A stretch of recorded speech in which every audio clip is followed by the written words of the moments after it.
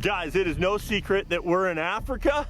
Western Extreme crew is over here with WOW, and we are knocking them down. Isak and I first started hunting together 10 years ago, guys. I was in my 3rd season with Western Extreme when we did our very first hunt together.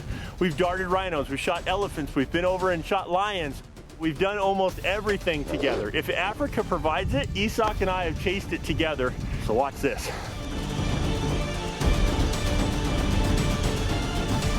We're gonna go around here on the right-hand side, get lower in the hill, and see if we can get closer. I love it when I spend all of my time practicing. I come out in the field in a real hunting environment and be able to make a shot just like that. The only way I can really describe what bow hunting means to me, it's a way of life. I really feel like it's in my DNA. The Western United States is who I am. It's hard, it's rugged, it's remote, but yet rewarding. I really believe that archery is a technical art. I've spent my life teaching myself how to shoot the X-ring at long distances, how to shoot effectively, knowing your effective range. The one thing that defines who I am is the fact that I care. I truly care about every arrow that I shoot. I truly care about every animal that I pursue. The West is where I grew up. The West is where I hunt. And this is Western Extreme. This is one of the coolest experiences I've ever had in my life. This week, we're on the Dark Continent in the southern part of Africa with WOW Africa. This is the adventure of a lifetime. Those of you that have never been able to hunt Africa, it truly is a hunting paradise. With over 22 species out of Natal, we're going to be spotting and stalking on the ground some of the greatest animals in all of Africa. We're really blessed here in Madaka, having 5 different biomes and having all these different habitats for different species. In the highlands, you'll always see mountain reedbuck running around, blazebuck running around, the red hartebeest running around. Then you get into the bushveld where there's zebras, blue wildebeest, your kudu, your nyala, gemsbuck. Impalas is everywhere on the property. Warthogs is almost everywhere on the property. Ostriches are running around here. In general, it's almost a one-stop shop. I think over 20 species that you can take over here. This week it's kind of special for me because when I travel to a place like Africa, those guys are our blood brothers. They're just like us. They grew up in the bushveld. We grew up in the mountains. They hunted from the time that they could walk. We hunted from the time we could walk. We have a lot in common. We might be in 2 separate parts of the universe, but we're still connected by that thing we call hunting.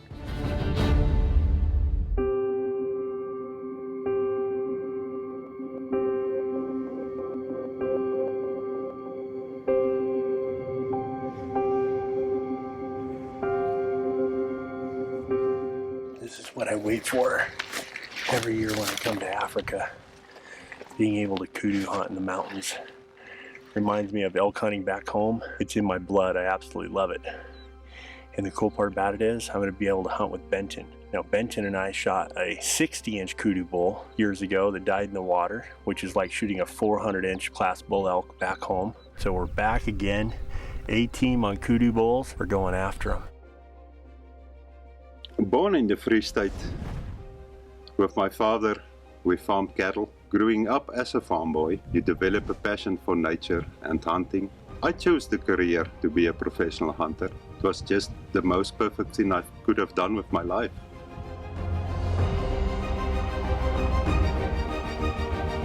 Jim is a very passionate hunter.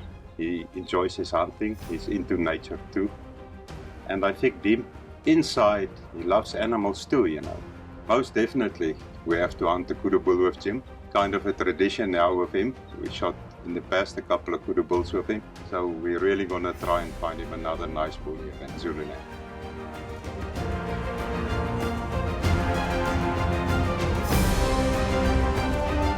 I am so stoked right now. I'm looking at a shooter kudu bull. There's 6 of them all together. They're just feeding on the side of this big mountain draw. I don't know if I'm going to work the bottom or the top yet, but I'm making a plan. They have no idea we're here, and they're just up and they're just feeding, and we're in golden hour. This is absolutely spectacular to watch these kudu bulls work on the side of this hill. We've got an entire group of kudu bulls. Now this time of year, all of these are in a big bachelor group and extremely hard to spot and stalk.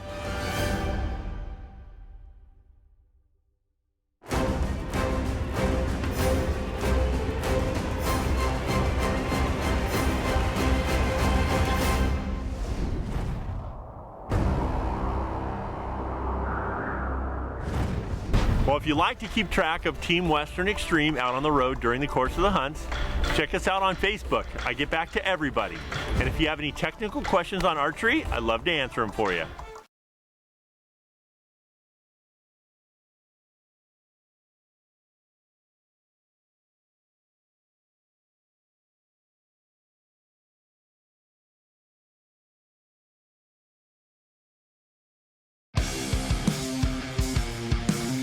This is one of the most important tips that we're going to give you. It's one thing that's easy but overlooked.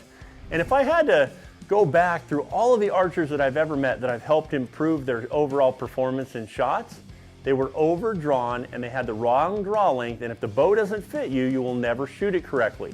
And so we're talking about micro tuning your draw length, and this is how you start. Make sure that you've watched one of my videos on picking the right release aid before you do that, because they can vary over 1/2 of an inch. So if you don't pick the right release aid and you already have that and you've done your measurements, they could be wrong. Now, remember, this is a brand new bow, and when you pick a brand new bow off the shelf and you set it up, let's say your draw length you've determined is 28 inches, it might actually vary by 1/4 of an inch or maybe as much as 1/2 of an inch. So it's important that this is a rough estimate. So the very first thing I want you to do is an athletic stance. I want you to have your feet shoulder width apart, and I want you to be looking straight forward, and then I just want you to take your fist and I want you to put it right here on the wall, just like this. And I want to be completely straight up and down. So if I had a plumb bob, it would go right through my nose and all the way down between my legs. Now what I'm going to do is I'm just going to turn my head and I'm going to look over my shoulder right at my fist. And all I'm going to do is I'm going to take a measurement from right here on the wall to the corner of my mouth. And that's going to give me a really good rough estimate. Now in my case, I'm pretty much 31.5 inches long, and not everybody's completely square. You can't just pick a height because our wingspans and all of us are completely different. So again, this is a simple way in order to start with your draw length, and then we'll work more advanced as we start to tune the bow. This week, we're on the Dark Continent with WOW Africa. Now, a kudu bull, it's elusive. It knows every rock, stump, trail, escape route. The challenge to be able to get within bow range and execute is extremely difficult. These kudu bulls are only about 200 yards out, but I tell you, everything in Africa is super alert. I sure hope that I can belly crawl all the way out and get within my effective range. This is going to be extremely difficult. This terrain is a lot harder than anything I hunt out west.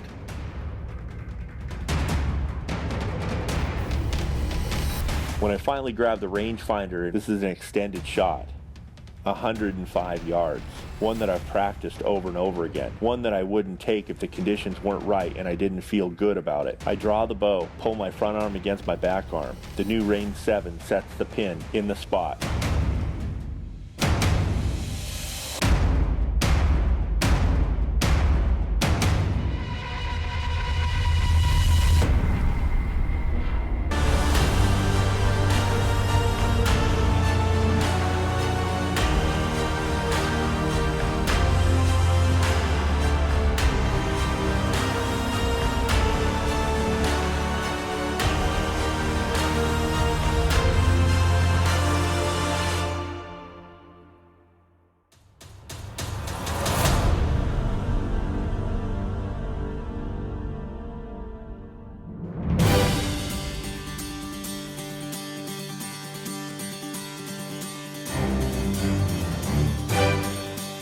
Guys, we just laid the hammer down on a kudu bull. This is so exciting. This for me is the ultimate animal in Africa. We spot and stalked it on the ground. We just made a 105-yard shot. Shot him right on the point right here and zipped him through with the new rain right there. Guys, I love kudu bull hunting. It's the ultimate. It's the reason I come to Africa every year, and spot and stalk in the mountains just like that was just like a bull elk. Oh my gosh, what an unbelievable shot. I love it when I spend all of my time practicing. I come out in the field in a real hunting environment and be able to make a shot just like that. Kudu bull probably stayed on his feet for less than 20 seconds. Just absolutely spectacular.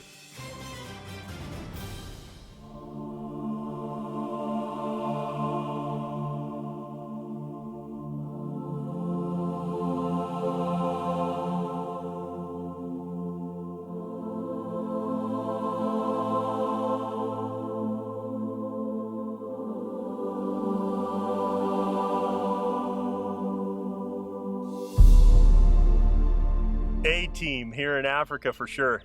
This is Benton, everybody.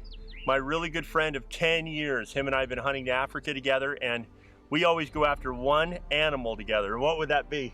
The greater kudu bull. We're sitting here with an absolutely magnificent one, spot and stock in the mountains, exactly the way it should be done, Western style for sure. Hunting connects us, no matter where you are in the world. When hunters get together, we're all connected. We all believe the same thing. We all love the same thing. Africa is in my heart, it's in my blood, and I love learning over here and taking it back west, and the things I learn west I take over here. Isn't it about just being a field and learning as much as I can, Benton? Absolutely, absolutely.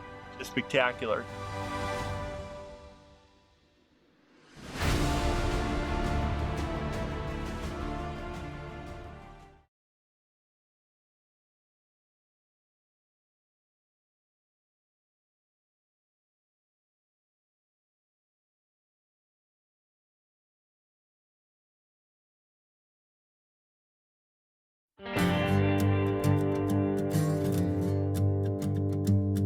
We're in Africa and we're hunting plains game with our bow and arrow. It is really exciting when you walk into an archery shop halfway around the world, and it's exactly like what we have at home.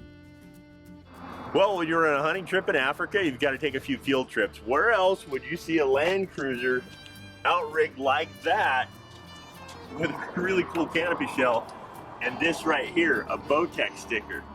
A really good friend, Reg, one of the greatest dealers here in South Africa, so we're gonna go spend some time.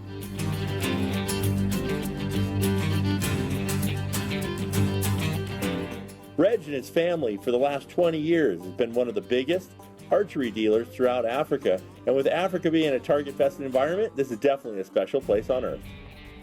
My name is Reg Grant. I'm privileged to own Archer's Edge. Me and my wife supply South Africa, Mozambique, Botswana, Namibia, Zimbabwe, a bunch of stores, and we can give them the backup and support and training the dealers up on archery and the 18-20 years of experience we have in the industry. I'm blessed with a great team of technicians and salespeople that are super passionate and driven. If guys happen to book out to Africa and your equipment doesn't make it, or you have a bow issue, malfunction, run out of broad edge arrows, need a new string, we can basically fix all that. We've got a big hunter's ed program where we teach guys how to do it effectively, show them the different shot placement with a bow compared to like traditional hunting with a rifle. So it's a privilege to be on the forefront of teaching guys how to bow hunt.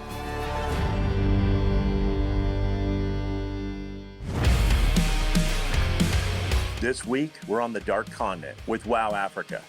Those of you that have never been able to hunt Africa, it truly is a hunting paradise. Now, this part of Africa is extremely special. Its landmass and its topography allows so many different species to live within such a small range. What we have tried to do with Madaka Game Ranch, our home base of WOW Africa, is not only cater for the rifleman, as we've moved into establishing it as a #1 destination in South Africa for bow hunting. The topographic of the area, it's got 5 biomes, valleys and hills and canyons, allows it so that you can do a lot of spot and stalk. You can scan, you can glass, you can see where the animals are and then get into position and take it with a bow the natural way. I've spent more time with Isak Kirsten than any other P8 that I've been with over in Africa. Isak's family's land, hunting an elusive kudu bull, gemsbuck, eland, nyala, it's all here. A hunting paradise. All of the stuff that we learn out west about concealment, wind, being able to track an animal and then obviously get within a few yards spot and stock can be difficult. But we take those same strategies we learned out west and we apply them over in Africa or no matter what continent we're on. And then the things I've learned from Africa, I've used out west. There's so much similarity between the two types of hunting.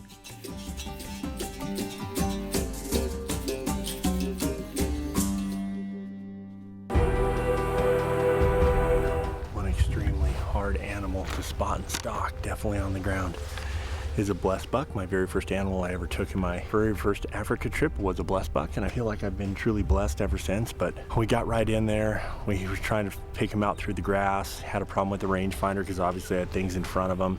Picked their heads up, looked at them. Now both the blessed buck, both the females and the males, both have horns.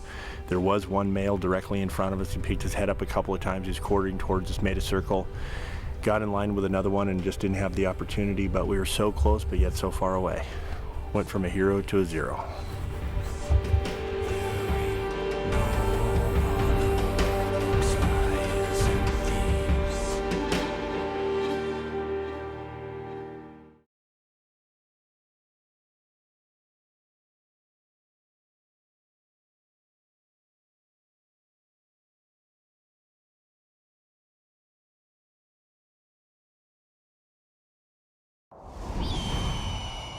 Western Extreme is brought to you by Bowtech Archery. Refuse to follow. If you'd like to come over to Africa for the first time, you got to be able to do that. Benton and I and Isak are all going to be in camp. I'm going to be in camp for 1 solid month next year.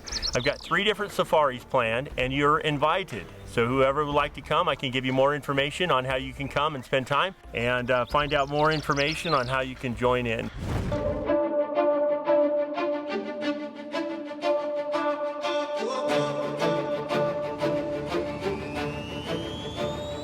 Now or never. We've worked really hard and long, and we finally have a big trophy water buck directly in front of us. The problem is the wind's clipping pretty hard. It's swirling a little bit, high noon, and we've got to be able to work around and try to get close enough.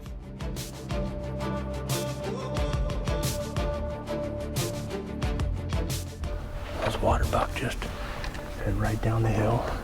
They're coming into bed in a perfect position. The wind's in the perfect spot. Gonna have to move forward a little bit.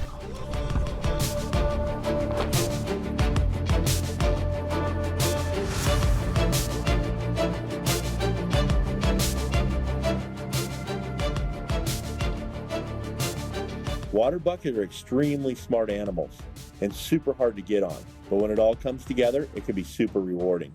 I have to come up on the target, pull my front arm against my back arm, make the pin set. Shots like this take a lot of experience and concentration.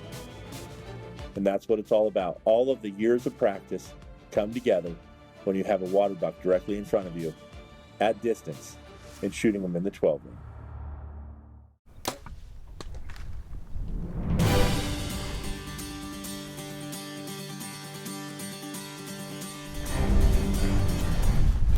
Did you see that? I saw him running. I couldn't see your shot, but Yeah, let's well, go. he was just standing right there broadside, and I shot him on the point. Really solid right there. Didn't see it, pass through. So, but he definitely had a bad day. Good stuff. Let's go. Let's go. Guys, this is super exciting. Our water buck was standing right here when he got shot, and there's so much stuff you can learn if you pay attention to the small details. Now, I've been able to track all kinds of animals. I mean, I've shot over 1,000 big game animals in my bow in my lifetime, and so I've followed a lot of blood trails, and every time I come to Africa, I learn from guys like you that have just been on so many hunts. Like no one on planet Earth has been on the hunts you have. It's so much fun to be using everything around you in order to get close. You've got to pay attention to the smallest little details. Benton, this is one of those mittens where all of the animals come in and just keep depositing dung after dung after dung, almost in piles, huh? Most of this dung you see here is impala. Different animals do that. Waterbuck, blue wildebeest, they tend to crawl up into a place. They bed down under the trees, and this is where your dominant males do their thing and mark the territories. That's why all over the places you'll see dung piles like this. Benton, in North America, we really don't find dung piles like this. This is just very unique to Africa, This whole entire flat looks like it's got a lot of game that's been running around in here. Really cool.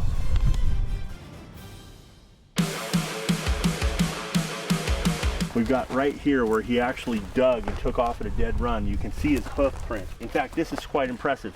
If you look right here, you can see his dew claws in the back and his hoof print right here. It's separated, absolutely in distress, and also going 90 miles an hour out of here.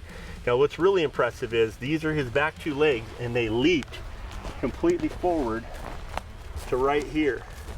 That's a gigantic leap, but you can really see this on the ground. But man, you can't see any blood yet on the ground, right? And a lot of times in this soil, that blood spore will fall, and then it'll cover itself with the dirt itself. We've got a lot of moisture. We should be able to see blood on the ground. We don't have any blood yet, but we can see right here where he's actually following right through the spot. You can see tracks right here, Benton. Now I've kind of lost him. We still don't have any blood whatsoever. Now I've got another one over here that was also in his trap. There he is right there. There he is right there. There you go. Down. Down. Thank you so much, bro. In this whole pot. I really appreciate that. You know, guys, I've been able to hunt the dangerous 7 in my lifetime, the hippos and the buffalo and the elephant, the crocodile, all of them. Every time I come, there are certain species that I want to hunt over and over again. Kudu bulls are one of them, gemsbuck is another one, water buck is another one, blue wildebeest is another one. And every time you come here and every time you learn more about the species and more about the animals and their behavior and how they act, the more time you spend behind the glass watching them, the more you're wanting to pursue them. They're absolutely spectacular. Now, this is a huge water buck, super excited about it. Benton, thank you so much, bud. Beautiful. Benton and I are so compatible hunting wise. He's hardcore, he's a bow hunter himself, and we just got it done on a water buck right there. Benton and Isak Kirsten will be friends of mine until the day I die. We're connected by the hunt, the stories and the times that will never leave us, that become part of who we are. The mud that we've collected on the bottom of our boots together all over Africa. Wow, this truly is Africa.